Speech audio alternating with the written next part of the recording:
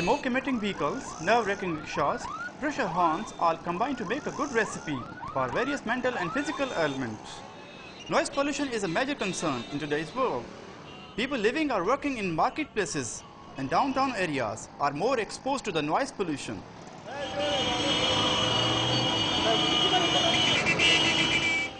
While speaking about noise pollution, the first name that comes to the mind is rickshaw, followed by motorcycles, minibuses and cars. But rickshaw drivers blame substandard oil for their noise-making tri-wheeler.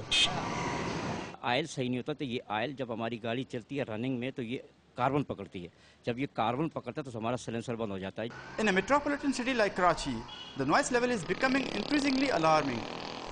Karachiites are exposed to around 110 decibel noise, which is much beyond the safe limits, between 4 to 10 hours daily. Doctors say a higher level of noise damages human health. Not only damages your hearing, which is the first thing that it does, making people deaf, it also causes other effects on your body. For example, it raises your blood pressure, it makes you a cardiac or heart patient, it makes you a psychiatric patient, people goes into depression, people lose temper very easily. Dr. Casey says people working in such noisy environment should wear noise protective gadgets to avoid its damaging effects. Those who work in those places where there is a lot of noise, they should be given protection in the form of air mufflers or the sound reduction equipment should be used. This noise is of course responsible for growing depression and irritation in our behaviors.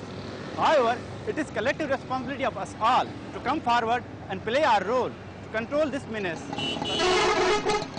The city government says environmental laws already exist and there is only need for their strict enforcement.